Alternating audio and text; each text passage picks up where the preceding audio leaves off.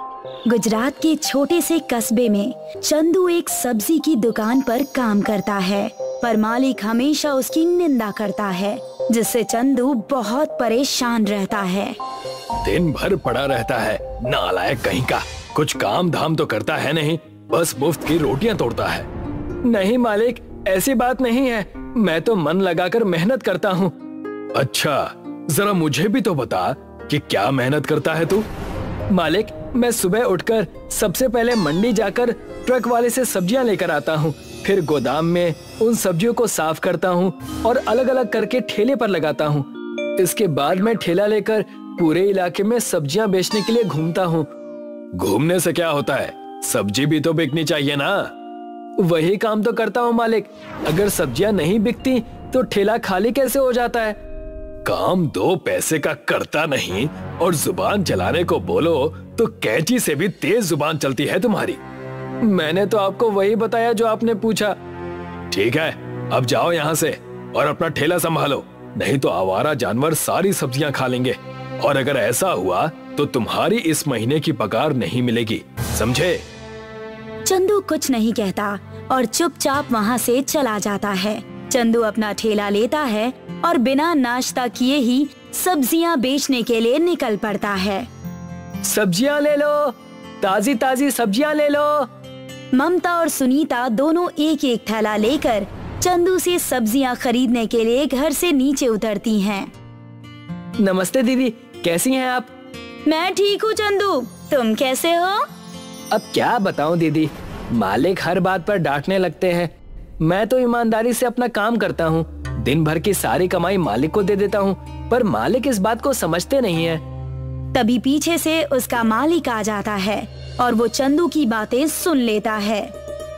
अच्छा, तो तू अब लोगों से मेरी बुराई भी करने लगा है। एक तो मैंने तुझ जैसे अनपढ़ गंवार को अपने यहाँ काम पर रखा और तू लोगों से मेरी ही चुगलियां करता फिर रहा है। नहीं मालिक, मैं आपकी चुगली नहीं कर रहा था। अच्छा, तो तू अब सामने भी झूठ बोलने लगा है। मैंने अपने कानों से सुना है कि तू क्या बोल रहा था मेरे बारे में। जब सामने ये हाल है तो पीठ पीछे ना जाने तू क्या क्या करता होगा। आज से तू मेरे घर मत आना और मेरा ये ठेला गोदाम में जमा कर देना। पर मालिक, मैंने पूरे महीने काम किया है, मेरा पगार तो दे दीजिए। पगार के बदले ये ठेला तू ही रख ले, मुझे नहीं चाहिए तेरा ये मनहूस ठेला, और तुझे कोई पगार भी नहीं मिलेगी। मालिक वहाँ से चला जाता है और चंदू काम से निकलने की वजह से रोने लगता है। रो क्यों रहे हो चंदू? तुम्हें मालिक ने काम पर से निकाल दिया तो क्या हुआ? तुम अपना खुद का काम शुरू कर दो। वैसे भी किसी और के भरोसे कितने दिन तक जीते? ममता की बातों से चंदू का आत्मविश्वास बढ़ता है। वो ठेले की सारी सब्जी बेचता है और उससे जमा हुए पैसों से अगले दिन फिर से सब्जी खरीदने की सोचता है। काम तो मैं कर लूंगा, पर रहूंगा कहाँ? जब चंदू को कुछ भी नहीं सूझता और रात बहुत हो जाती है तो वो रात को अपने ठेले पर ही सो जाता है और वो गहरी नींद में सो जाता है। कौन आ गया इतनी रात को? क्यों परेशान कर रहे हो भाई? तभी बादल गरजने लगते हैं और तेज मूसलाधार बारिश शुरू हो जाती है। चंदू को छुपने के लिए कोई जगह नहीं मिलती, इसलिए वो ठेले के नीचे चला जाता है। गली के सभी कुत्ते एक दुकान के नीचे बैठ जाते हैं, पर दुकान वाला उनको वहाँ से भगा देता है। ये सब चंदू ठेले के नीचे से देख लेता है और वो उन कुत्तों को अपने ठेले के नीचे ले आता है। आ जाओ टॉमी, मेरे साथ चलो मेरे ठेले के नीचे। बारिश थम जाने तक तुम वहाँ बैठ सकते हो। सभी कुत्ते चंदू के ठेले के नीचे चले आते हैं। चंदू देखता है कि एक बीमार बूढ़ा कुत्ता ठंड से कांप रहा है। वो अपना गमछा उतारता है और उस कुत्ते के शरीर पर लपेट देता है। कुत्ता एक एहसान भरी नजर से चंदू की तरफ देखता है। तभी बिजली चमकती है और भैरव देवता प्रकट हो जाते हैं। तुम बहुत ही दयावान हो। तुम्हारे पास खुद रहने के लिए घर नहीं है, पर फिर भी तुम में इन बेसहारों को सहारा देने की हिम्मत है। हे ईश्वर, ये बेचारे बोल नहीं सकते, पर मैं तो इंसान हूँ। मैं समझ गया कि इनको भी बारिश से बचने के लिए कोई छत चाहिए, इसीलिए मैंने इनको अपने ठेले के नीचे सहारा दिया। कुत्ता मेरा वाहन है, और वफादार भी। तुमने मेरे वाहन की सहायता की है। बताओ तुम्हें क्या चाहिए? हे प्रभु, मैं गरीब आदमी हूँ, सब्जी बेचकर अपना परिवार पालता हूँ। मेरे पास जीने के लिए सब कुछ है, बस रात काटने के लिए छत नहीं है। जिस ठेले पर तुमने दूसरों को सहारा दिया, वही ठेला तुम्हें भी सहारा देगा। आज के बाद तुम्हारा ये ठेला रात को एक आलीशान घर में बदल जाएगा, जिसमें जीवन जीने की सारी सुख सुविधाएं होंगी। आपका बहुत बहुत धन्यवाद प्रभु, मैं इसके लिए आपका हमेशा आभारी रहूंगा। चंदू को वरदान देने के बाद भैरव देवता अदृश्य हो जाते हैं और चंदू का ठेला एक आलीशान जादुई घर में बदल जाता है। चंदू सभी कुत्तों को लेकर उस घर के अंदर चला जाता है और वहाँ रखी रोटियां कुत्तों को खाने के लिए देता है। ये लो, रोटियां खा लो। सभी कुत्ते बड़े चाव से रोटियां खाने लगते हैं और अब चंदू खुद भी वहाँ रखा हुआ खाना खाता है और सोने के लिए चला जाता है। अगले दिन जब चंदू के मालिक को ये बात पता चलती है कि चंदू का ठेला एक जादुई घर में बदल गया है, तो वो कुछ गुंडों को लेकर चंदू का ठेला छीनने के लिए जाता है। अच्छा हुआ तू यहीं मिल गया मुझे। आपने तो मुझे काम पर से निकाल दिया था ना, अब मुझे क्यों ढूंढ रहे थे? तेरे पास मेरा ठेला जो है, मुझे मेरा ठेला वापस कर दे। वो ठेला आपका नहीं है, वो अब मेरा ठेला है। और वैसे भी आपने मुझे मेरा पगार नहीं दिया था। चुपचाप मुझे मेरा ठेला दे दे, नहीं तो तेरी खैर नहीं है। देख रहे हो ना मेरे आदमियों को, ये तुम्हारी हड्डी पसली तोड़ देंगे। आप चाहे कुछ भी कर लें, मैं ठेला तो अब वापस नहीं करने वाला। मालिक अपने आदमियों को चंदू को पीटने के लिए इशारा करता है। मालिक का आदेश पाकर सभी गुंडे चंदू को मारने के लिए लाठी लेकर आगे आते हैं। उनमें से एक आदमी चंदू को एक डंडा मारता है। ये तुम लोग ठीक नहीं कर रहे हो, तुम्हें इसकी सजा जरूर मिलेगी। वो गुंडे चंदू की बात नहीं सुनते और उसको पीटने लगते हैं। तभी वो कुत्ते जिनको चंदू ने अपने ठेले के नीचे शरण दी थी, वो ये सब देख लेते हैं और जोर जोर से भौंकने लगते हैं। सभी गुंडे जब चंदू को पीटना बंद नहीं करते, तो वो कुत्ते दौड़ते हुए आते हैं। कुत्ते उन गुंडों के पैर पर दांत से काट लेते हैं। मेरा पैर, बचाओ, बचाओ। कुत्तों के काटने के डर से सभी गुंडे और मालिक वहाँ से भाग जाते हैं। मैं सोचता था कि मेरा इस शहर में कोई नहीं है, पर मेरे असली दोस्त तो तुम लोग हो। आज के बाद तुम लोग हमेशा मेरे साथ रहोगे। अगली सुबह होने पर घर गायब होकर फिर से ठेला बन जाता है और चंदू अब अपने उस जादुई ठेले पर सब्जियां बेचने के लिए गांव-गांव घूमता है। पालमपुर गांव में एक गंभीर बीमारी फैल जाती है, जिससे गांव वाले बहुत परेशान हो जाते हैं। इस गांव में एक अमीर परिवार है जिसका मुखिया बलराज है, जो कि गरीब लोगों से बहुत चिढ़ता है और उन्हें अपने घर के आसपास भी भटकने नहीं देता। बलराज को एक गरीब उसके घर की ओर आते हुए दिखाई देता है। ए लड़के, कहाँ जा रहे हो? साहब, बहुत भूख लगी है, मैं खाने की तलाश में हूँ। खबरदार, जो मेरे घर की तरफ एक कदम भी बढ़ाया तो मैं तुम्हारी टांगे तोड़कर रख दूंगा। ऐसा मत कहिए साहब, 2 दिन से भूखा हूँ। अगर आप मुझे खाना खिला देंगे तो भगवान आपका भला करेगा। अच्छा, तो अब तेरे जैसे गरीब भिखारी को खिलाने से मेरा भला होगा? निकल जाए यहाँ से, नहीं तो अपने कुत्ते से तेरी टांगे कटवा दूंगा। बलराज का कुत्ता उस गरीब लड़के की ओर दौड़ता है। ये देखकर वो गरीब लड़का यहाँ से अपनी जान बचाते हुए भागने लगता है। बड़ा आया था मेरा भला करने वाला। दूसरी तरफ गांव में एक गरीब आदमी है जिसका नाम दीन दयाल है। उसे अपनी तरह सभी गरीब लोगों से बहुत हमदर्दी है।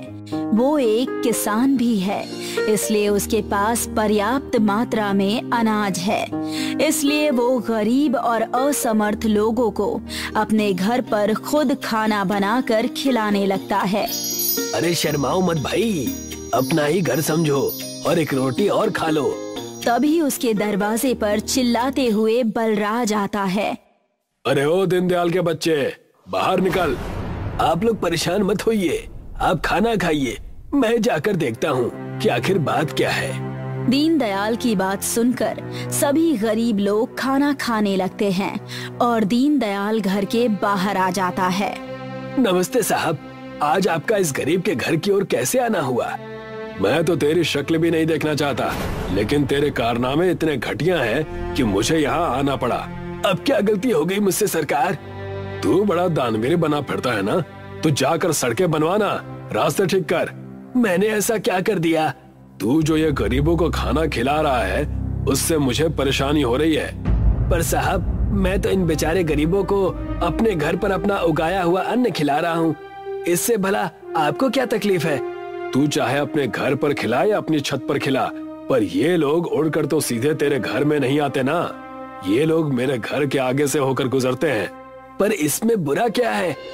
ये इतने गंदे लोग हैं कि इनके पीछे मक्खियां भिनभिनाती हैं और कुछ मक्खियां मेरे घर में भी घुस गई हैं। ये तेरे लिए आखिरी चेतावनी है। अगर आज के बाद तूने इनको खाना खिलाया तो तेरी खैर नहीं। इतना कहकर बलराज गुस्से से यहाँ से चला जाता है। दीनदयाल अपना उदास चेहरा लेकर घर के अंदर आता है, जहाँ पर कुछ गरीब लोग खाना खा रहे हैं, जिन्होंने बलराज की चेतावनी सुन ली है। चाचा जी, क्या आप कल से हमें खाना नहीं खिलाएंगे? नहीं बेटा, ऐसी कोई बात नहीं है, तुम चिंता मत करो। तुम्हें जब भी भूख लगे मेरे घर आ जाना और पेट भरकर खाना खा लेना। खाना खाने के बाद सभी गरीब लोग दीनदयाल के घर से चले जाते हैं। दीनदयाल अपने पड़ोसी बलराज की बातों पर बहुत देर तक सोचता है, पर उसका मन नहीं मानता कि वो इस बीमारी के समय में गरीबों की मदद ना करे। इसलिए वो गरीबों को खाना खिलाना जारी रखता है। ये देखकर बलराज बहुत चिढ़ जाता है और वो एक पंचायत बुलाकर दीनदयाल पर झूठा चोरी का आरोप लगाता है। मैंने इस दीनदयाल को अपना पड़ोसी और दोस्त माना, पर इसने दोस्ती की आड़ में मेरे घर से 5 बोरी अनाज चुराए हैं। मैं नहीं चाहता ये चोर गांव के दूसरे लोगों के घर में भी चोरी करे, इसीलिए इसे गांव से निकाला जाना चाहिए। बलराज की बात सुनकर और गांव वालों के हित के लिए पंचायत दीनदयाल को गांव से निकालने का फैसला करती है। अब दीनदयाल अपना घर छोड़कर गांव से दूर जंगल में जाकर रहने लगता है। वो जंगल में अपनी छोटी सी झोपड़ी और एक रसोई घर बनाता है। दीनदयाल अपने बचे हुए अनाज से गरीब लोगों को फिर से खाना खिलाना शुरू करता है, पर अब दीनदयाल के पास धीरे धीरे अनाज की कमी होने लगती है। वो एक दिन में कई 100 लोगों का खाना बनाता है। इसी बीच जब वो अपने अनाज भंडार में जाता है तो देखता है कि अब उसके पास सिर्फ आधा बोरी अनाज ही बचा है। हे भगवान, मेरी मदद करो, ये महामारी तो थमने का नाम ही नहीं ले रही है और ऊपर से मेरे घर में राशन भी खत्म होने जा रहा है। मैं कैसे लोगों की मदद करूंगा?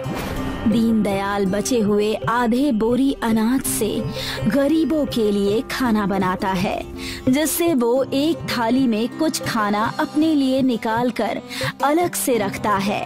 वो सभी गरीबों को खाना खिलाता है और खाना खाने के बाद जब सभी गरीब वहाँ से चले जाते हैं तो दीनदयाल अपना खाना निकालकर खाने लगता है।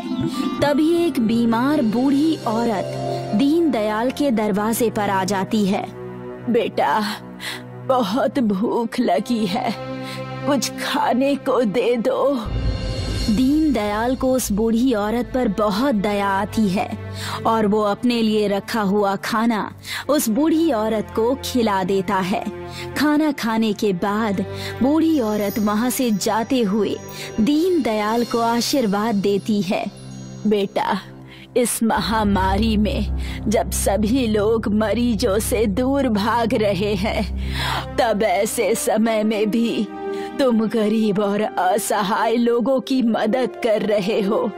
भगवान तुम्हारा भला करे और तुम्हारे इस छोटे से रसोई घर को अनमोल बनाए। इतना कहकर वो बूढ़ी औरत वहाँ से चली जाती है, क्योंकि अब खाने के लिए कुछ नहीं बचा है। इसलिए दीनदयाल भूखा ही सो जाता है। भूखा सोने की वजह से दीनदयाल को रात में ठीक से नींद नहीं आती। इसलिए वो सुबह होने से पहले ही उठ जाता है और पानी पीने के लिए अपने रसोई घर की तरफ जाता है, तो देखता है कि उसका पूरा रसोई घर सोने का बन चुका है। हे प्रभु, आपकी लीला तो आप ही जाने, पर अब मैं गरीब लोगों की और अच्छे से मदद कर सकता हूँ। दीनदयाल अपने रसोई घर से कुछ सोना निकालकर और उसे बेचकर मिले हुए पैसों से बीमार और गरीब लोगों की मदद करने लगता है। इसी बीच बलराज को भी बीमारी लग जाती है और वो भी मदद के लिए भटकते भटकते दीनदयाल के घर पहुंच जाता है। मैं किस मुंह से माफी मांगू तुमसे दीनदयाल। मैंने पहले तो तुम्हें बहुत परेशान किया और बाद में तुम पर झूठा इल्जाम लगाकर तुम्हें गांव से निकलवा दिया। कोई बात नहीं साहब, उस वक्त आपके सिर पर अमीरी का घमंड सवार था, पर आज आपको देखकर लगता है कि मेरे सामने कोई अमीर आदमी नहीं बल्कि एक गरीब असहाय खड़ा है जो मुझे मदद के लिए पुकार रहा है। दीनदयाल बलराज को अपने घर के अंदर ले जाता है और उसे खाना खिलाकर कुछ दवाइयाँ देता है। इसी तरह से अपने सोने के रसोई घर से थोड़ा थोड़ा सोना निकालकर दीनदयाल बीमारी के वक्त में सभी गरीब और असहाय लोगों की मदद करता है। ये कहानी है रमनापुर गांव की, जहां बंसी नाम का एक व्यापारी रहता था। वो गांव में दूध और खीर बेचने का काम किया करता था। गांव वालों के मुताबिक बंसी एक खड़ूस और एक बहुत ही लालची आदमी था, दिखने में मुश्तंडा, पहलवान की तरह। इस वजह से गांव वाले उससे डरते थे। बंसी के दुकान के सामने ही कृष्ण भगवान का एक भव्य मंदिर था। भैया 1 लीटर लस्सी दे दो, मेरे घर में आज कार्यक्रम है, पैसे कल आकर दे जाऊंगा। हाँ, पैसे कल तो सामान भी कल। चलो निपटो यहाँ से, वरना तुम्हें बासी दूध दे दूंगा। हटो चलो, बोनी के समय आकर दिमाग खराब कर रहे हो। दे दो, मैं आपके यहाँ से ही हमेशा सामान लेकर आता जाता हूँ। ऐसा मत करो, मैं सच में तुम्हें आकर पैसे दे जाऊंगा। बंसी उस आदमी के लाख गिड़गिड़ाने पर भी उसे सामान नहीं देता है। बंसी के इसी चाल चलन की वजह से उससे कोई भी सामान नहीं लेता था। पूरा दिन बीत चुका था, बंसी के दुकान में कोई नहीं आया था। रात के समय एक तकरीबन 11-12 साल का बच्चा बंसी की दुकान पर आया। उस बच्चे के पीछे अद्भुत रोशनी चमक रही थी और वो आकर बंसी से कहने लगा, क्या तुम मुझे दूध और खीर दोगे? मैंने सुबह से कुछ नहीं खाया है और भूख भी बहुत लगी है। एक तो सुबह से कोई आया नहीं और अब आए भी हो तो तुम, और मुझसे क्या चाहते हो? बिना पैसों के मैं कोई सामान नहीं देता। मेरे पास देने के लिए तो कुछ भी नहीं है, लेकिन तुम मेरे कान का कुंडल ले सकते हो, ये बहुत ही कीमती है। उस रात बंसी ने उस बच्चे के कानों के कुंडल ले लिए और दूध और खीर दे दिया और अपने घर चला गया। दूसरे दिन जब दुकान खोली तब उसकी नजर मंदिर पर गई, जहां देखा कि कई सारे पुलिस वाले और कई सारे लोग जमा थे। हो न हो इस मंदिर के किसी आदमी ने ही यहाँ पर चोरी की है। जो भी है वो तुरंत सामने आए, वरना मैं उसे अंग्रेजों के कारावास में डाल दूंगा। मैंने आपसे कितनी बार कहा है, वो आदमी मैं नहीं हूँ, आप मुझ पर शक मत कीजिए। तुम ठीक से बताते हो या मैं तुम्हें कारावास में डालूं? पुलिस वाले इतना कहकर सारे गांव की तलाशी लेने लगे। सबसे पहले पुजारी के कमरे की तलाशी ली। मेरा विश्वास कीजिए, मैंने कुछ नहीं चुराया है। अगर मैं चुराता तो यहाँ थोड़ी ना नजर आता। मुझे इस मंदिर ने सब कुछ दिया है, मैं भला क्यों यहाँ चोरी करूँगा? सुनो, तुम जाकर दूसरे दुकान और दूसरे घरों में तलाशी लो, तब तक मैं इस खीर और दूध की दुकान के मालिक को देखता हूँ। जैसा आप कहें सर। पुलिस वाला बंसी के दुकान के बाहर जाकर खड़ा हो जाता है। कौन है यहाँ पर? ये किसकी दुकान है? जो भी है सामने आए। मालिक, ये मेरी दुकान है। मैं यहाँ दूध और खीर बेचता हूँ। मुझे उन सब से कोई लेना देना नहीं है। मुझे इस दुकान की तलाशी लेनी है। पुलिस वाला बंसी की दुकान की तलाशी लेता है। जब उसे वहाँ मंदिर की मूर्ति के कानों के कुंडल मिलते हैं, तो उसे देखकर पुलिस वाला बंसी को गिरफ्तार कर लेता है और उसे हवालात में बंद कर दिया। मैंने चोरी नहीं की। रात को एक बच्चा आकर मुझे एक कुंडल देकर गया। मेरी कोई गलती नहीं है। मुझे माफ कर दो। गांव वालों ने गुस्से में आकर बंसी की दुकान को जलाने की सोची। इस चोर ने हमारे भगवान के कानों के कुंडल चुराए हैं। हम इसे छोड़ेंगे नहीं। लेकिन उसे सजा पुलिस वालों ने दे दी है। उससे बदला लेकर हमें कुछ नहीं मिलेगा। पुजारी की बात को नजरअंदाज करके सबने बंसी की दुकान में आग लगा दी। मानो धुएं से दुकान शांत हो ही नहीं रही थी। हमेशा अकड़ू और पहलवानी का घमंड दिखाता है ना। अब मजा आएगा। हमें दूसरों की गलती को माफ करना सीखना चाहिए। आप सब ये गलत कर रहे हैं। गांव वालों ने बंसी की दुकान पर आग तो लगा दी थी, लेकिन उस आग का धुआं शांत हो ही नहीं रहा था। पूरे 1 महीने बीत चुके थे। उस आग का धुआं वैसे का वैसा ही था, मानो कोई धुएं का घर हो। बंसी जब जेल से छूटकर अपने दुकान के पास आया, तो वो दुकान जलता हुआ देखकर दंग रह गया। मेरी दुकान, मेरी दुकान, मेरे खून पसीने की कमाई से बनाई हुई दुकान। हे भगवान, पूरे दुकान में धुआं धुआं कर दिया है। ये तो होना ही था। तुमने काम जो वैसा किया है। कोई पानी लाओ, कोई मेरे दुकान को बचाओ। इन गांव वालों ने मेरे दुकान को जलाकर राख कर दिया है। अरे कोई पानी लाओ। बंसी को रोता हुआ देखकर वहाँ पर मंदिर का पुजारी आया। मत रो बंसी, कुछ नहीं हुआ है। मेरी पूरी दुकान जलकर राख हो गई है और आप कह रहे हैं कि कुछ नहीं हुआ। ये बात तो मेरी भी समझ में नहीं आ रही। एक बार तुम दुकान के अंदर जाकर देखो, तब तुम्हें समझ में आएगा। गांव वालों के लाख जलाने के बाद भी तुम्हारी दुकान बिल्कुल वैसी की वैसी ही है। बस उसमें से धुआं निकल रहा है और कुछ नहीं। देखो, मैं तुम्हें अंदर जाकर दिखाता हूँ। पुजारी बंसी के जलते हुए दुकान के अंदर चला गया। तब भी उसे वहाँ पर कुछ नहीं हुआ। सिर्फ दुकान से धुआं आ रहा था और कुछ भी नहीं। लेकिन ये सब कैसे हो रहा है? मुझे तो कुछ समझ में नहीं आ रहा है कि ये कैसी माया है। बंसी भी अपने दुकान के अंदर गया और वहाँ जाकर देखा कि कोई सामान नहीं चला है।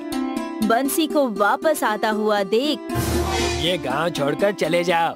मैं नहीं चाहता कि कोई चोर हमारे गांव में रहे। मंदिर से सामान चुराते वक्त तुझे शर्म नहीं आई? अब क्या करने आए हो मेरी दुकान पर? तुम सबसे तो बात करना ही बेकार है। मैंने कोई चोरी नहीं की है।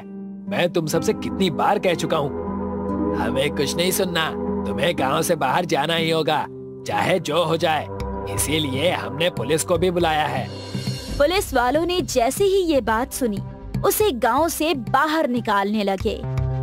अब दोबारा इस गांव में अगर नजर आए तो तुम्हारी टांगे तोड़ दूंगा। मैंने सुना है कि अपने दुकान का दूध और घी खाकर बड़ा पहलवान बन गया है तू।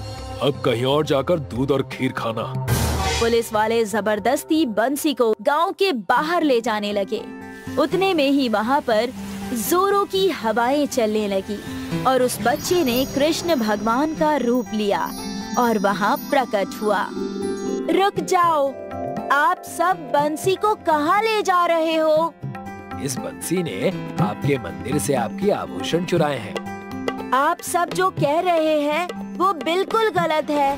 हर रात की तरह पुजारी जी मेरे लिए खीर और दूध का भोग लगाते हैं। उस रात उन्होंने मेरा भोग नहीं लगाया। इसी वजह से मैं भूख के कारण बंसी की दुकान पर चला गया और मैंने उससे दूध और खीर ले ली और बदले में अपना कुंडल दे दिया। उस रात जल्दबाजी के कारण मैं वो भूल चुका था, ये बात सच है। वो आप थे? मैं ये सोच ही नहीं सकता, इतना बड़ा पाप मैंने कैसे कर दिया। मैंने आपसे पैसे कैसे ले लिए। क्षमा करना प्रभु, मुझे क्षमा करना। इसमें क्षमा मांगने जैसी कोई बात नहीं है। तुमने ये सब अपना दुकान चलाने के लिए किया। हमें क्षमा कर दीजिए प्रभु, हमने इतना बड़ा पाप कर दिया। बंसी के बारे में ना जानते हुए भी हमने उसकी दुकान जला दी। तुम बंसी से ही क्षमा मांगो। मैं आपका कैसे धन्यवाद करूं प्रभु, आपने मेरा जीवन सफल कर दिया, आपने मेरा जीवन धन्य कर दिया। तथास्तु, हमेशा खुश रहो और दूसरों की मदद करते रहो। कृष्ण भगवान वहाँ से अदृश्य हो गए। एक बार रामपुर नाम का गांव था। वहाँ पर किशन अपनी बेटी नीता के साथ रहता था। किशन के दोनों पैर खराब हो चुके हैं। उसके पास अपना कोई घर नहीं था। एक पेड़ के सहारे से तिरपाल लगाकर उसी के नीचे इस्त्री करते हुए जीवन जी रहे थे। एक दिन बहुत तेज बारिश हो जाती है और उनका तिरपाल उड़ जाता है और फिर पिताजी, सारे कपड़े गीले हो गए और हमारे ऊपर से जो छत थी वो भी उड़ गई। अब हम क्या करेंगे? बेटी, तुम रो मत, सब ठीक हो जाएगा, धीरज रखो। जिसके नसीब में जितना दुख होता है वो उसे झेलना पड़ता है, और अगर उसके नसीब में खुशियां हैं तो वो भी उसे मिलकर ही रहती हैं। अब चुप हो जाओ और ये कपड़े दे आओ और पैसे भी मांग लेना, वरना आज भी भूखा सोना पड़ेगा। नीता गीले कपड़े लेके जाती है और लोगों के कपड़े उन्हें देती है और पैसे मांगती है, पर कोई उसे पैसे नहीं देता है। सब उसे भगा देते हैं। नीता रोते हुए आगे बढ़ती है और सोचती है, किसी ने पैसे नहीं दिए, अब बस माही मैडम के कपड़े रह गए हैं, शायद वो कपड़े लेने के बाद मुझे पैसे दे दें। नीता के पड़ोस में ही एक माही नाम की औरत होती है। वो रोज उनसे कपड़े इस्त्री करवाती और टाइम पे पैसे भी नहीं देती। नीता कपड़े लेके वहाँ पहुँचती है। कपड़े नीता के ऊपर फेंकते हुए कहती है, ले जाओ ये कपड़े और दोबारा धो के सुखाकर और प्रेस करके लाना। मैडम, अगर कुछ पैसे मिल जाते तो। एक तो सारे कपड़े गीले कर दिए और पैसे भी चाहिए। अरे जाओ यहाँ से, कुछ नहीं मिलने वाला। नीता रोते हुए जंगल में पहुँच जाती है। वहाँ पर एक नदी के किनारे बैठकर रोने लगती है और कहती है, अब मैं क्या करूँ? किसी ने पैसे नहीं दिए, घर में खाने को भी कुछ नहीं है। अब पिताजी से क्या कहूँगी? हे भगवान, अब तू ही मदद कर हमारी। नीता कुछ देर वहीं बैठी रहती है और वहाँ रखे रेत से एक छोटा सा घर बनाकर कहती है, भगवान ने सच में तो घर दिया नहीं, तो रेत का ही घर बना लेती हूँ। तभी नीता की नजर नदी के बाहर एक मछली पर पड़ती है। मछली तड़प रही थी।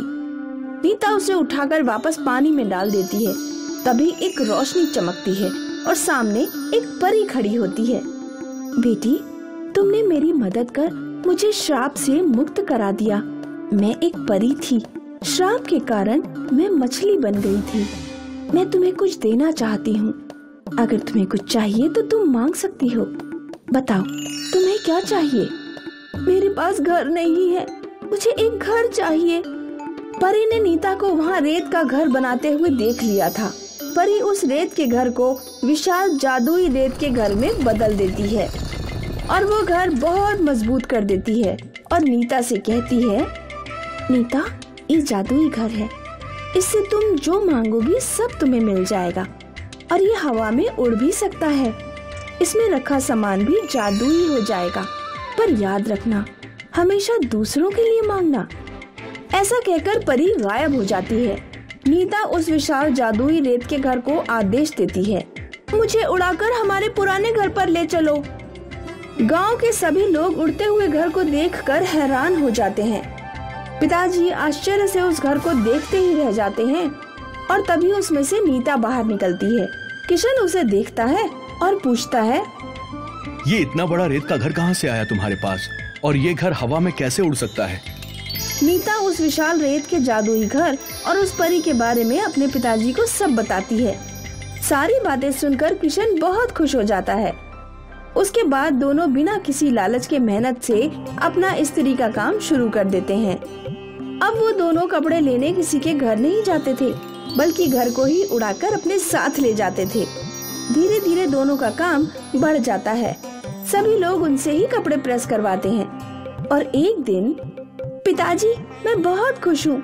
अब सिर्फ अपने ही नहीं, दूसरे गांव के लोग भी हमसे इस्त्री करवाने आते हैं। बेटा, खुश तो मैं भी बहुत हूँ। हमें इस तरह बिना घमंड के काम करना है और दूसरों की मदद भी करनी है। किशन और नीता दोनों अपना इस्त्री का काम कर रहे थे। तभी कोई गांव वाला दरवाजे पर आता है और उनसे मदद मांगता है। बात क्या है? हम आपकी कैसे मदद कर सकते हैं? किशन भाई, मेरी पत्नी पेट से है। उसका अंतिम महीना चल रहा है। उसे लेके पुल पार करके डॉक्टर के यहाँ जाना है, पर गांव वालों ने पुल का रास्ता बंद कर रखा है। अब मैं उसे कैसे लेके जाऊं डॉक्टर के यहाँ? वहाँ खड़ी नीता ये सब सुन रही थी और वो कहती है, काका, तुम चिंता मत करो, सब ठीक हो जाएगा। उसके बाद वो तीनों उड़कर पुल के पास जाते हैं जहाँ वो गाड़ी खड़ी थी, और नीता उस गाड़ी को जादुई घर से बांध देती है और जादुई रेत का घर उन्हें उड़ाकर अस्पताल ले जाता है।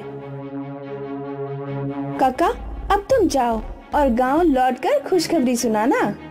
ये बात गांव में सबको पता चल जाती है कि कैसे उस जादुई रेत के घर की मदद से नीता और किशन ने गांव वाले की मदद की। सभी लोग उन दोनों को बहुत मान सम्मान देने लगते हैं। एक दिन उसकी मालकिन माही, जो कुछ दिनों के लिए गांव के बाहर गई थी, जब वो आती है तो उस घर के बारे में सुनती है। बस इन दोनों की तारीफें सुन रही हूँ। अब तो मेरे कान पक गए हैं। इन दोनों को मजा चखाती हूँ मैं। उसके बाद माही चोरी से उस रेत के विशाल जादुई घर में जाती है और वहाँ रखे कपड़ों को प्रेस से जलाने की कोशिश करती है, परंतु सब कुछ उल्टा ही हो जाता है। प्रेस उसी को जलाने के पीछे पड़ जाता है। अरे अरे, ये क्या हो रहा है? बचाओ बचाओ, अरे कोई तो बचाओ। इतने में नीता और किशन दोनों आ जाते हैं और प्रेस को रुकने का आदेश देते हैं। मुझे माफ कर दो, मैंने हमेशा तुम्हारे साथ गलत किया और आज भी ईर्ष्या से तुम्हारे सारे कपड़े जलाने आई थी, पर तुम इतनी अच्छी हो कि तुमने मेरी जान बचा ली। मालकिन, आपको अपनी गलती का एहसास हो गया, ये बहुत है। हमें हमेशा दूसरों की मदद करनी चाहिए, न कि उन्हें सताना चाहिए। वैसे भी मेरे पिताजी कहते हैं, हमारे नसीब की खुशियाँ हमें मिलकर ही रहती हैं, उसे कोई चुरा नहीं सकता। दोनों बाप बेटी एक दूसरे के गले लगते हैं और इसी तरह बिना किसी लालच के दूसरों की मदद करते हुए उस रेत के विशाल जादुई घर में रहते हैं। एक गांव में बबीता देवी अपने 2 बेटों के साथ रहती थी। बड़ा बेटा ललित शहर में जॉब करता था और छोटा बेटा मुन्ना अपनी माँ और पत्नी के साथ खेतों का काम संभालता था। ललित की पत्नी घर पर ही रहती थी। ललित बाइक से ड्यूटी पर जाता था। शाम को ललित घर आया और उसने बाइक खड़ी की, लेकिन वह बहुत थका हुआ था। बाहर से बहुत थका हुआ आया हूँ, पानी पिला दो। ला रही हूँ, इतना शोर क्यों करते हो? बाइक चलाकर इतनी दूर जाता हूँ। किसने कहा है कि तुम बाइक से चलो? जमीन बेचकर गाड़ी खरीद लो। हाँ, आइडिया तो सही है, लेकिन मुन्ना और माँ नहीं मानेंगे। मुन्ना तो बहुत सीधा है, बिल्कुल पागल है, वो मान जाएगा। लेकिन माँ नहीं मानेगी। माँ नहीं मानेगी तो इसका मतलब ये तो नहीं कि हम सारी जायदाद एक अनपढ़ गंवार के हाथ में जाने देंगे। हाँ, मैं इतना पढ़ा लिखा हूँ, इसलिए मैं ही उस जमीन के साथ कोई न्याय कर सकता हूँ। तो इंतजार किसका है? साम दाम दंड भेद ऐसे समय के लिए ही है। ललित और उसकी पत्नी योजना बनाने में लग गए। मुन्ना खेतों में काम कर रहा था। उसकी माँ और पत्नी भी वहीं मदद कर रही थी। तभी उसने देखा कि सड़क के किनारे एक बाइक आकर रुकी, जिस पर ललित और उसकी पत्नी आए थे। भैया और भाभी आज खेत पर क्या कर रहे हैं? मैंने तो पहली बार ही आते हुए देखा है। हाँ, एक जरूरी काम था। हाँ भैया, बोलो ना। दरअसल मुझे तुझसे परमिशन लेनी थी। भैया, मुझ अनपढ़ से? मैं चाहता हूँ कि तू अब इस खेत में काम ना करे, बल्कि तू अब कोई दुकान खोल ले। लेकिन इस खेत में काम कौन करेगा? ये बेचकर तेरी दुकान खुलवा देता हूँ। बिल्कुल नहीं, मेरे जिंदा रहते ये घर नहीं बिकेगा। माँ, आप कौन होती है रोकने वाली? भाई, माँ इस जमीन की मालकिन है। जब तुझे पता चलेगा ना कि इस जमीन का मालिक कौन है, तो तेरे पैरों के नीचे से जमीन खिसक जाएगी। ये जमीन माँ की है। सुन बे अनपढ़ गंवार, ये जमीन मेरी है, तू नदी वाला खेत ले जाकर। तू अपने छोटे भाई के साथ ये नहीं कर सकता है। मैंने कुछ नहीं किया है, मुझे तो ये कागज पापा के संदूक से मिला। नहीं नहीं, वो दोनों बेटों में इतना भेदभाव कर ही नहीं सकते। माँ, ये पूछने के लिए आपको भी मरकर पापा के पास जाना होगा। अब चुपचाप यहाँ से निकलो और नदी वाले खेत में पहुँच जाओ। मुन्ना घर आया और अपना थोड़ा सा सामान लेकर माँ और पत्नी के साथ नदी वाले खेत में चला गया। मुन्ना परिवार के साथ जाकर खेत में उदास बैठ गया। अब क्या करेंगे माँ, कहाँ रहेंगे हम? कोई बात नहीं, ऐसे निराश नहीं बैठते हैं। यहाँ आसपास कुछ लकड़ियाँ पड़ी हैं, हम इनसे एक घर बना सकते हैं। लेकिन इस खेत में तो नदी का पानी बाहर आ जाता है। आगे की ज्यादा मत सोच बेटा, जब ईश्वर यही चाहता है तो हमें ईश्वर के दिखाए रास्ते पर ही चलना चाहिए। ठीक है माँ, मैं अब घर बनाने में जुट जाता हूँ। मुन्ना अपनी पत्नी के साथ मिलकर घर बनाने लगा। उसकी माँ ने वहाँ मिट्टी का चूल्हा बनाकर खाना बनाया। फिर तीनों ने खुशी खुशी खाना खाया और बाकी बचा हुआ घर बनाकर सो गए और खेत में फसल बो दी और तीनों उस पे खूब मेहनत करने लगे। फसल बड़ी हो चुकी थी। माँ अब सही कहती थी, देखो हमारी मेहनत रंग ला रही है। ये लहलहाती फसल कितनी सुकून दे रही है। ये सब तेरे और बहू की मेहनत और सब्र का फल है। दूसरी तरफ ललित सारी जमीन बेचकर कार खरीद चुका था और दोनों बहुत खुश थे। बहुत समझदार है तू तो। कोई षड्यंत्र रचना है तो तू मुझसे सीख। मैं तो अच्छे की अकल ठिकाने लगा दूं। वो तो फिर भी पागल आदमी था। दोनों ऐसे ही बात करते हुए खुश होने लगे। एक रात को बहुत तेज बारिश आ गई, जिससे नदी का पानी बाहर आने लगा। बारिश रुकने का नाम ही नहीं ले रही थी और धीरे धीरे यह बारिश बाढ़ का रूप ले चुकी थी। मुन्ना का घर बारिश में बह गया और पानी के ऊपर तैरने लगा। सुबह को मुन्ना ने दरवाजा खोला तो देखा कि वह सब पानी में है। माँ देखो। हाँ, हम पानी में तैर रहे हैं। हाँ माँ, हमारा घर पानी में तैर रहा है। एक साधु पानी में बहता हुआ आ रहा था। बचाओ बचाओ बचाओ! कोई साधु महाराज पानी में डूब गए हैं, मुझे उनको बचाना ही होगा। मुन्ना नदी में कूद गया और साधु महाराज को अपने घर में ले आया।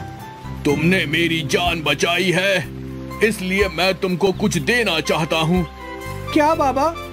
तुम्हारा तैरता हुआ घर खुद ही उस जगह जाकर रुक जाएगा जहाँ मैं ले जाना चाहता हूँ। पानी में तैरता हुआ घर मंजिल की ओर जाने लगा। दूसरी तरफ ललित का सब बर्बाद हो गया। उसकी पूरी फसल बर्बाद हो गई। बस सिर पकड़कर बैठ गया। कुछ ही घंटों में तैरता हुआ घर एक जगह जाकर रुक गया। वहाँ पानी नहीं था और साधु की एक छोटी सी कुटिया थी। मुन्ना, उसकी पत्नी और माँ तीनों साधु के पीछे गए। साधु के हाथ में एक पोटली थी। मैं तुमको ये पोटली दे रहा हूँ, तुम अपने जादुई तैरते हुए घर में चले जाओ और इसको वहीं जाकर देखना। ठीक है बाबा, मैं इसको वहीं जाकर देखूंगा। तीनों ने साधु महाराज को प्रणाम किया और घर में आ गए। घर तैरते हुए वापस पानी में आ गया और मुन्ना की जमीन में आकर ही रुका। मुन्ना, अब पोटली खोल कर देख ले। हाँ माँ, बस अभी देखता हूँ। मुन्ना ने पोटली खोलकर देखी तो उसमें हीरे थे। माँ, इसमें तो हीरे हैं। हाँ, ये तेरे कर्मों का ही फल है। भगवान सबको सबका फल देता रहे। माँ, अब हम इनका क्या करेंगे? इनसे कोई व्यापार शुरू कर, लेकिन ये करते हुए अपनी ईमानदारी मत भूल जाना। हाँ माँ। मुन्ना ने जमीन खरीदी और कार एजेंसी बनाई। एक बहुत बड़ा घर बनाया और परिवार के साथ वहाँ रहने लगा। एक गांव में किशोर नाम का एक गरीब व्यक्ति रहा करता था। किशोर सुबह सुबह अपने काम पर जाने के लिए निकल रहा था कि तभी उसकी पत्नी चंपा उससे बोली, घर पर राशन पानी खत्म हो गया है। शाम को जब घर आना तो थोड़े दाल चावल और आटा ले आना। ईश्वर से प्रार्थना करना चंपा कि आज मुझे कोई अच्छी सवारी मिल जाए। मैं आपसे कितनी बार कह चुकी हूँ कि आप अपने हाथी को बेचकर कोई दूसरा व्यवसाय शुरू कर दीजिए। नहीं चंपा, ये हाथी मेरे पिता की निशानी है। अरे ऐसी निशानी से क्या फायदा जिससे हम दोनों की भूखे मरने की नौबत आ जाए। अपने मन में कभी भी निराशा को जन्म नहीं देना चाहिए। हर रात के बाद सुबह होती है। इतना बोलकर किशोर अपने घर से निकल गया। वो अपने हाथी पर बैठकर कुछ ही दूर चला था कि तभी गांव का मुखिया किशोर उससे बोला, किशोर, तुम्हारा ये हाथी आखिर किस काम का है? मैं कुछ समझा नहीं मुखिया जी। किशोर, तुम जिस गांव में रहते हो उस गांव में कोई टूरिस्ट नहीं आता। सारा दिन तुम इस हाथी पर बैठकर घूमते रहते हो और एक एक रुपया लेकर बच्चों को सैर कराते रहते हो। जितना कमाते हो उससे अधिक तो तुम्हारा ये हाथी खा जाता है। जो भी हो मुखिया जी, लेकिन मैं खुश हूँ। आज जमींदार पूछता हुआ मेरे पास आया था, बोल कर गया कि किशोर मिले तो उससे कह देना कि मेरी हवेली आ जाए। मुखिया के कहने पर किशोर जमींदार की हवेली पर पहुंच गया। मुखिया जी बता रहे थे कि आपने मुझे याद किया है। हाँ, याद किया है।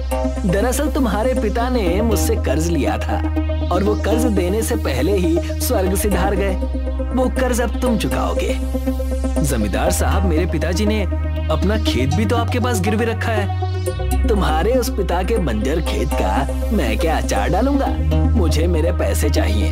अगर 1 महीने के अंदर तुमने मेरे पैसे नहीं लौटाए तो मैं ये तुम्हारा हाथी तुमसे छीन लूंगा और तुम्हारी बंजर जमीन के कागज तुम्हारे मुंह पर मार दूंगा। अब तुम जा सकते हो।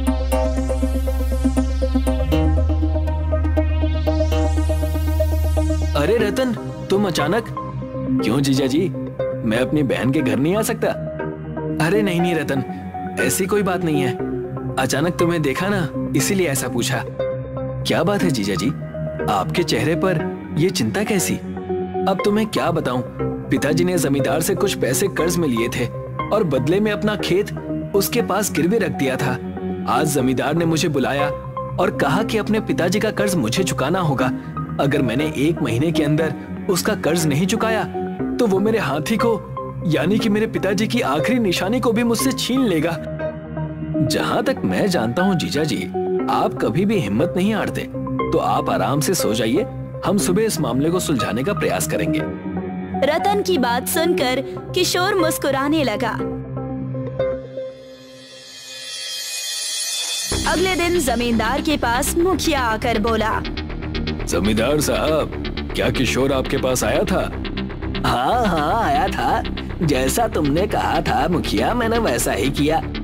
बहुत अच्छा किया जमींदार साहब। आप नहीं जानते कि उसके पास जो हाथी है उसकी कीमत बाजार में कितनी हो सकती है।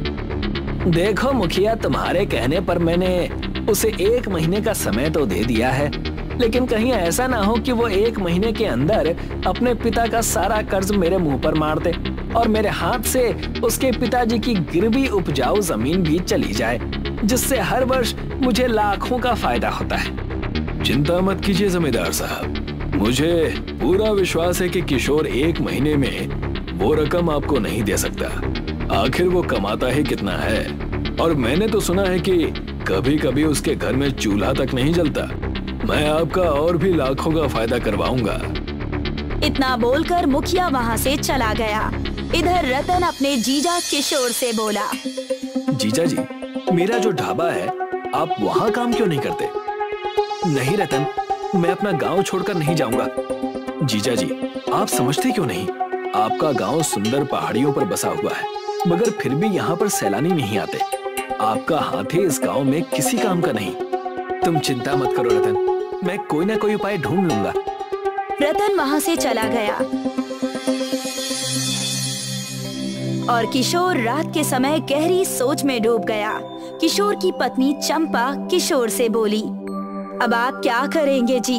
अगर 1 महीने के अंदर आपने जमींदार को पैसे नहीं दिए तो वो आपके पिता की आखिरी निशानी भी आपसे छीन लेगा, जिससे आप सबसे ज्यादा प्रेम करते हैं। मैं इसी बात को लेकर परेशान हूँ चंपा। मुझे समझ में नहीं आ रहा कि जमींदार मेरे पिताजी की गिरवी रखी हुई खेत को बंजर क्यों बोल रहा है। जरूर हमारे गांव के मुखिया ने उसके कान भरे होंगे। आपके खेत से उसे लाखों का फायदा होता है। क्या ऐसा नहीं हो सकता कि हम उसके पैसे चुका दें और आपका खेत आपको वापस मिल जाए? चंपा की बात सुनकर रतन गहरी सोच में डूबते हुए बोला, जो मैंने सोचा है अगर उस सोच में मैं सफल हो गया तो ऐसा बिल्कुल हो सकता है। वो कैसे? कल बताऊंगा। अगली सुबह किशोर जंगल से बहुत सारी लकड़ियां काट कर ले आया और लकड़ियों को काट काट कर तांगे का आकार देने लगा। चंपा, आओ मेरी मदद करो। चंपा अपने पति किशोर की मदद करने लगी। 2 दिन के अंदर ही किशोर ने एक सुंदर बड़ा तांगे का बॉक्स बनाकर तैयार कर दिया। इसके ऊपर एक सुंदर पेंट करना रह गया है ताकि ये और अधिक सुंदर दिखने लगे। चंपा ने उस लकड़ी के बॉक्स को रंग बिरंगे रंगों से रंग दिया। किशोर ने उस लकड़ी के बॉक्स को हाथी के पीछे ठीक वैसे ही फिट कर दिया जैसे कि घोड़े के पीछे तांगा फिट होता है। ये तो बहुत सुंदर दिखने लगा है जी। इस तरह से तो आप अपने हाथी से घोड़ा गाड़ी का भी काम ले सकते हैं। हमारी आमदनी बढ़ जाएगी। आपका दिमाग तो कमाल का है जी। नहीं चंपा, मेरे मन में तो कुछ और ही चल रहा है। जब रतन ने अपने ढाबे पर काम करने के लिए मुझसे कहा तो मेरे दिमाग में तभी एक योजना आई थी कि क्यों ना मैं अपने हाथी पर इस तरह का बॉक्स बनाकर चलता फिरूं और एक चलता फिरता ढाबा खोल लूं। आजकल आधुनिक जमाना है और लोग हमेशा कुछ नया करने का प्रयास करते हैं। आप बिल्कुल सही कह रहे हैं जी। किशोर अपने हाथी को लेकर सीधे रतन के गांव पहुंच गया। रतन बुरी तरह से चौंकता हुआ किशोर को देखकर बोला, अरे वाह जीजा जी, आपने तो कमाल कर दिया। ये तो बहुत ही सुंदर दिख रहा है। आपने तो घोड़ा गाड़ी की बजाय हाथी गाड़ी बना दी। तुम मेरी मदद करना चाहते थे ना रतन? मैं चाहता हूँ कि तुम मुझे अपने ढाबे से कुछ अच्छा बना कर के दो। मैं तुम्हारा बनाया हुआ भोजन अपनी इस हाथी गाड़ी पर बेचूंगा। शाम तक जो भी मुनाफा होगा आधी आधी बांट लेंगे। अरे जीजा जी, आपका ये हाथी ढाबा तो दौड़ेगा। और हाँ, मैं सिर्फ भोजन ही नहीं बनाऊंगा बल्कि अब आपके हाथी गाड़ी पर बैठकर लोगों को अपने हाथों से भोजन खिलाऊंगा भी। रतन ने बहुत स्वादिष्ट व्यंजन तैयार कर दिए और बड़ी ही सुंदरता से रतन की हाथी की बग्गी में सजा दिए। किशोर रतन को बैठाकर हाथी को लेकर चल दिया। वो कुछ ही दूर पहुंचा था कि तभी उसे एक खड़ी हुई बस दिखाई दी। बस का कंडक्टर किशोर के पास आकर बोला, अरे भाई, तुम्हारे हाथी गाड़ी से तो बड़ी ही अच्छी खुशबू आ रही है। कंडक्टर साहब, ये एक तरह का ढाबा है। अगर आप चाहें तो भोजन का स्वाद उठा सकते हैं और अपनी सवारी को भी यहाँ पर लाकर उन्हें भोजन खिला सकते हैं। कंडक्टर तुरंत अपने सवारियों को वहाँ पर ले आया और वो सब अंदर बैठकर भोजन का आनंद उठाने लगे। एक ग्राहक खुशी से बोला, बहुत ही स्वादिष्ट भोजन है, मजा आ गया। पहले इन पहाड़ों पर जब बस खराब हो जाती थी तो घंटों भूखा रहना पड़ता था। अब तो ये समस्या भी खत्म हो गई। मैंने इसमें अपना मोबाइल नंबर भी डाल दिया है साहब। आपको कभी भी बुलाना हो तो आप बस फोन कर दीजिएगा, मैं तुरंत पहुंच जाऊंगा। कुछ ही दिनों में किशोर का हाथी गाड़ी ढाबा आसपास के इलाकों में प्रसिद्ध होने लगा और दूर दूर से सैलानी सिर्फ हाथी गाड़ी ढाबा में बैठकर भोजन का आनंद उठाने के लिए किशोर के गांव आने लगे। आपने तो कमाल कर दिया जी। आपने तो वो सब करके दिखा दिया जिसकी मैं कल्पना भी नहीं कर सकती थी। हमारे गांव में सैलानी नहीं आते थे, लेकिन अब सिर्फ आपकी हाथी गाड़ी ढाबा को देखने के लिए और भोजन का आनंद उठाने के लिए यहाँ पर सैलानी आने लगे। ये सब ईश्वर की कृपा है चंपा। जीजा जी, आपकी मेहनत को भी नजरअंदाज नहीं किया जा सकता। आपके दिमाग का जवाब नहीं। आज जो भी सैलानी आता है सिर्फ आपको ही पूछता हुआ आता है। ऐसे ही 1 महीना बीत गया। जमींदार साहब, आपके चेहरे पर ये क्रोध क्यों झलक रहा है? बकवास बंद करो मुखिया। मुझे लगता है कि मुझे तुम्हारी बातों में आना ही नहीं चाहिए था। क्या मतलब? अरे तुम्हें पता भी है, आज गांव के लोग मेरे और तुम्हारे नाम की बजाय किशोर के नाम की माला जपने लगे हैं। अरे दूर दूर से सैलानी सिर्फ उसका नाम पूछते हुए यहाँ पर आते हैं और ये सब कुछ 1 महीने में हुआ है मुखिया। 1 महीने पहले किशोर का कोई नाम तक नहीं जानता था। मुझे तो लगता है कि मैंने तुम्हारी बात मानकर बहुत बड़ी गलती कर दी। चिंता मत कीजिए, उसका नाम पूछते हुए आते हैं तो इसका मतलब ये नहीं कि वो इतना धनवान हो गया है कि वो अपने पिता का कर्ज चुका दे। देखना वो मुंह लटका कर आएगा और कहेगा कि जमींदार साहब पैसे का इंतजाम नहीं हो पाया। उसी पल आप उसका हाथी उससे छीन लेना। और अब हाथी गाड़ी ढाबा में परिवर्तित हो गया है और आपको डबल मुनाफा हो जाएगा। तभी वहाँ पर किशोर गांव के कुछ लोगों के साथ आ पहुँचा। ऐसा कभी नहीं होगा मुखिया जी, आपने जो सपना देखा था वो अधूरा ही रह जाएगा। तुम कहना क्या चाहते हो? किशोर ने अपनी जेब से नोटों की गड्डी निकालकर जमींदार के मुंह पर मार दी। ये क्या बदतमीजी है किशोर? ये बदतमीजी नहीं जमींदार साहब, बल्कि ये कर्ज चुकाने का मेरा स्टाइल है। अब जल्दी से मेरे पिताजी के खेत के कागज मुझे वापस कर दीजिए, जो कि आपने वादा किया था। मैंने ऐसा तुमसे कोई वादा नहीं किया था। कुछ देर पहले आप और मुखिया जी जो बातें कर रहे थे वो सारी बातें इन गांव वालों ने सुन ली है। इससे पहले कि ये क्रोधित होकर कुछ कर बैठे, मेरा खेत मुझे वापस कर दीजिए। जमींदार उन सभी लोगों के चेहरे देखकर डर गया और उसने तुरंत किशोर का खेत उसे वापस कर दिया और जमींदार और मुखिया मुंह लटकाकर देखते रह गए। मिर्जापुर गांव में माया देवी अपने 2 छोटे बच्चों के साथ रहती थी। बारिश के मौसम में एक दिन रात को बाढ़ आ जाती है और पूरा गांव पानी में डूब गया।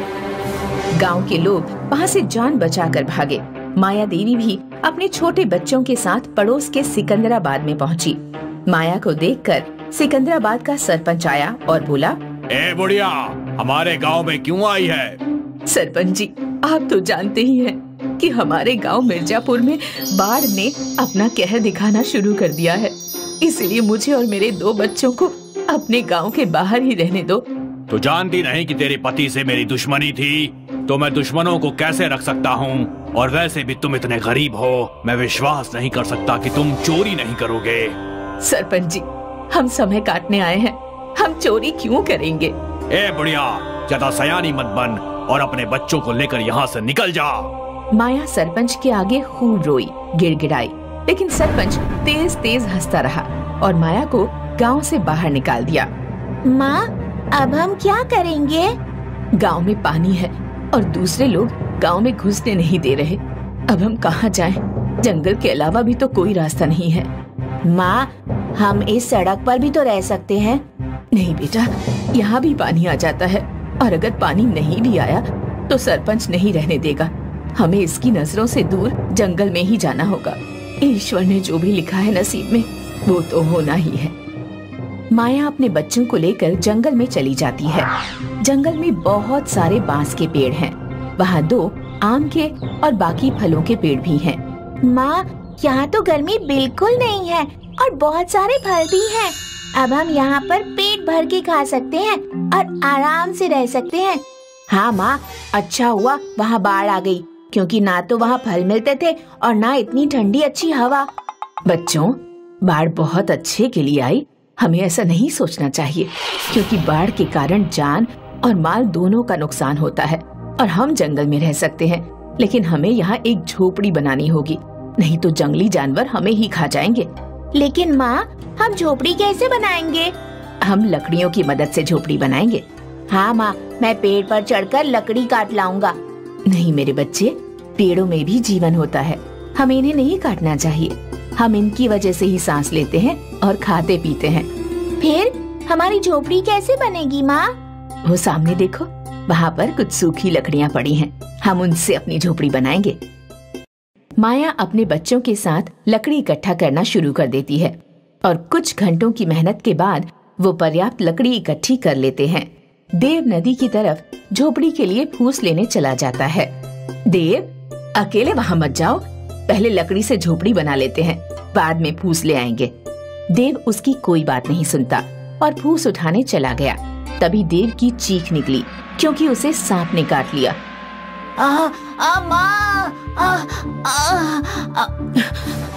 क्या हुआ देव? माँ, मुझे सांप ने काट लिया। यह बात सुनकर माया और मोनी दोनों रोते हुए देव की तरफ दौड़े। देव भी बेहोश हो चुका था। देव, देव, देव, बेटा, बेटा, हे भगवान, मैंने क्या बिगाड़ा है तुम्हारा? तुमने पहले पति छीन लिया, फिर घर, और अब बेटा भी।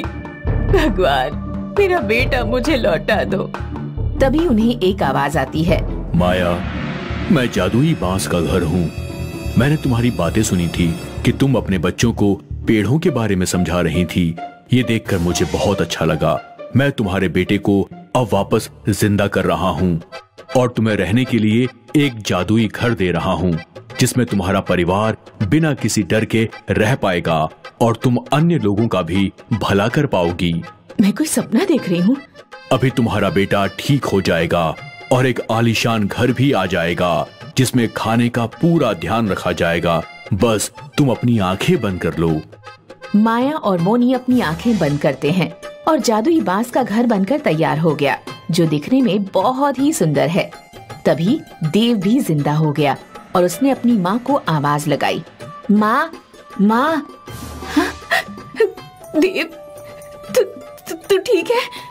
हाँ माँ, मैं तो सोया था और आपने तब तक इतना अच्छा घर बना दिया। घर? तीनों पीछे देखते हैं तो वो भी हैरान रह जाते हैं, क्योंकि वहाँ बांस का जादुई घर है। वो तीनों जल्दी से घर के अंदर जाते हैं। अंदर से वो घर नहीं, महल है। देव और मोनी को वो घर बहुत पसंद आता है। वो वहीं रहने लगे और खूब फल खाते। इसी तरह तीनों रहने लगे। माया और उसके बच्चों के कुछ दिन आराम से बीत गए। फिर उन्होंने एक दिन देखा कि सरपंच भी बाढ़ से बचकर जंगल में भाग आया है। माया, मुझे माफ कर दे और मेरे परिवार को अपने घर में रख ले। माया, मुझे माफ कर दे। माया, आपने हमें अपने गांव में नहीं आने दिया, हम अपने गांव में क्यों आने दे? बेटा, मुझे माफ कर दो। कोई बात नहीं सरपंच जी, आ जाइए घर में। सरपंच ने जैसे ही अपने परिवार के साथ घर में कदम रखने की कोशिश की, जादुई घर ने उसको बाहर फेंक दिया और बहुत तेजी से जंगल में भी बाढ़ आ गई, जिसमें सरपंच और उसका परिवार भी बह गया। लेकिन जादुई बांस के घर को कुछ नहीं हुआ, वो सही सलामत रहा। कुछ दिन में बाढ़ का कहर शांत हो गया और माया अपने बच्चों के साथ जंगल में ही रहने लगी। एक गांव में रामू और मंगल नाम के दो नाई रहते थे। दोनों की दुकानें आमने सामने थी। रामू सरल स्वभाव का और एक दयालु इंसान था। उसकी दुकान पर अक्सर एक बूढ़ा भिखारी आया करता था। रामू फ्री में उस भिखारी के बाल काट देता, अपना खाना उसे खिला देता और ठंड के दिनों में उसे गर्म कपड़े भी देता। दूसरी तरफ मंगल एक चालाक और कंजूस इंसान था। वह अपनी दुकान पर आने वाले ग्राहकों से इधर उधर वाले लोगों की बुराइयां और चापलूसी से भरी बातें करता। भाई साहब, तुमने रमेश के लड़के के बारे में कुछ सुना? अरे हाई स्कूल में 3 बार फेल हो गया है। रमेश के सारे बच्चे बिगड़े हुए हैं। काश उसे आपके जैसे बच्चे मिले होते। रामू की पत्नी पेट से थी। एक रात रामू की पत्नी के पेट में बहुत तेज दर्द उठा। रामू अपनी पत्नी को लेकर कुछ दिनों के लिए शहर में हॉस्पिटल चला गया। उस समय जब भिखारी गांव में आया तो उसने देखा कि रामू की दुकान बंद है। भिखारी मंगल की दुकान पर गया और बोला, बेटा, रामू की दुकान बंद है। क्या तुम मुझे खाने के लिए कुछ दे दोगे और मेरे बाल काट दोगे बेटा? अरे बड़ो, क्या तुम मुझे रामू की तरह फालतू समझते हो? मेरी दुकान पर हमेशा ग्राहकों की भीड़ लगी रहती है और मैं बहुत व्यस्त रहता हूँ। तुम्हारे बाल काटने का समय मेरे पास नहीं है और वैसे भी अगर मैं तुम्हारे गंदे बाल काटूंगा तो मेरे हाथ और औजार गंदे हो जाएंगे। रही बात खाने की, तो मैं खाना होटल पर जाकर खाता हूँ। अब निकल लो यहाँ से, मेरा टाइम बर्बाद मत करो। कुछ दिनों बाद रामू जब अपनी पत्नी को शहर से लेकर लौट रहा था तो उसने देखा कि बूढ़ा भिखारी सड़क पर गिरा हुआ है। रामू ने अपनी पत्नी को घर भेज दिया। बूढ़े भिखारी को कंधे पर डालकर गांव के डॉक्टर के पास लेकर पहुंचा। मैं इन्हें होश में नहीं ला पाऊंगा। शारीरिक कमजोरी और लगातार कई दिन भूखे रहने के कारण इनके शरीर में खून और ग्लूकोज की कमी हो गई है। तुम्हें इन्हें हॉस्पिटल ले जाना पड़ेगा। रामू अभी अभी हॉस्पिटल से अपनी पत्नी की डिलीवरी कराकर आ रहा था। उसके काफी पैसे खर्च हो चुके थे। रामू के पास भिखारी को हॉस्पिटल में एडमिट करने के पैसे नहीं थे। अगर बाबा को हॉस्पिटल में एडमिट कराना है तो एक ही तरीका है, मुझे घर या दुकान में से कोई एक चीज गिरवी रखनी पड़ेगी। घर गिरवी रख दूंगा तो पत्नी और बच्चों के लिए परेशानी होगी। दुकान ही गिरवी रख देता हूँ। कुछ दिन ज्यादा मेहनत करके दुकान को छुड़ा लूंगा। रामू ने अपनी दुकान गिरवी रख दी और बूढ़े को अस्पताल ले जाकर उसकी जान बचा ली। लेकिन जब रामू गांव लौट कर आया तो उसने देखा कि मंगल ने रामू के बराबर में ही अपने बेटे के लिए एक और नाई की दुकान खुलवा दी है। गांव में 3 दुकानें हो जाने के कारण रामू का धंधा बिल्कुल ही मंदा पड़ गया।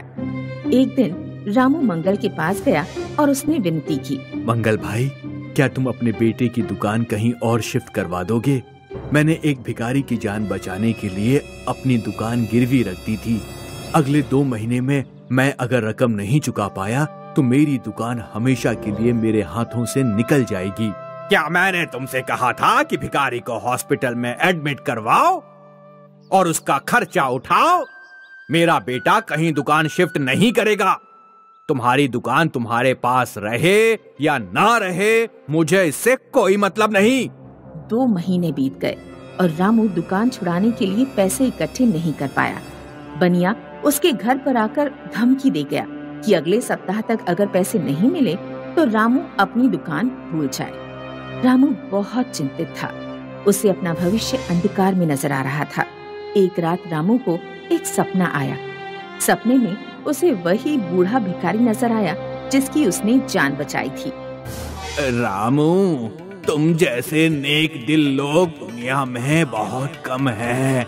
बहुत साल पहले किसी ने मुझे वरदान दिया था कि मरने के बाद मेरा शरीर सोने में बदल जाएगा। मेरी उम्र पूरी हो चुकी है। कल मैं तुम्हारे दरवाजे पर आऊंगा।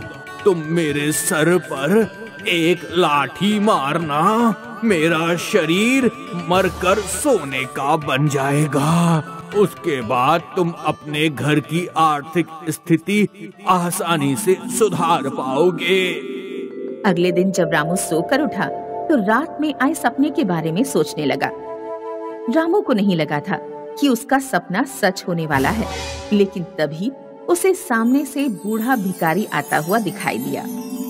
नहीं, मैं किसी के सिर पर डंडा मारकर उसकी जान नहीं ले सकता। तुम किसी की जान नहीं ले रहे हो। मैं वैसे भी मरने वाला हूँ। जाते जाते मैं बस तुम्हारी थोड़ी मदद करना चाहता हूँ। रामू ने कपकपाते हाथों से भिखारी के सिर पर डंडा मारा। भिखारी का शरीर जमीन पर गिर गया और सोने का बन गया। मंगल उस समय दुकान पर जा रहा था। उसने यह सब देख लिया। मंगल की लोभी बुद्धि ने सोचा, लगता है सुबह के इस समय कोई विशेष मुहूर्त होता है। अगर इस समय कोई घर के दरवाजे पर आए, भिखारी के सिर पर डंडा मारकर उसे मार दे तो उसका शरीर सोने का बन जाता होगा। मैं एक नहीं 3 भिखारियों को बुलाकर उन्हें मार दूंगा और उनका शरीर सोने का बना दूंगा। फिर मैं रामू से 3 गुना ज्यादा अमीर बन जाऊंगा। उस दिन शाम को मंगल मंदिर पर गया और उसने 3 भिखारियों को अगले दिन सुबह सुबह अपने घर पर आने का निमंत्रण दिया। मैं हर पूर्णिमा को गरीब लोगों को खाना खिलाता हूँ। कल सुबह 7 बजे अगर आप तीनों मेरे घर पधारेंगे तो मुझे आपकी सेवा करने में बहुत खुशी होगी। बेचारे भिखारी अगले दिन खाना खाने के लिए मंगल के घर पहुँचे। हमें आपकी आंखों पर पट्टी बांधनी होगी। दरअसल ये एक रिवाज है। मंगल, उसकी पत्नी और उसके बेटे ने तीनों भिखारियों की आंखों पर पट्टी बांध दी और फिर जोर जोर से उनके सिर पर डंडा मारने लगे। भिखारियों की चीख पुकार सुनकर गांव के लोग मंगल के घर पहुँचे। तीनों भिखारी मर गए, लेकिन किसी का शरीर सोने का नहीं बना। गांव के प्रधान तक ये बात पहुंची कि मंगल ने 3 भिखारियों की हत्या कर दी है। मंगल पर मुकदमा चला और उसे फांसी की सजा हो गई।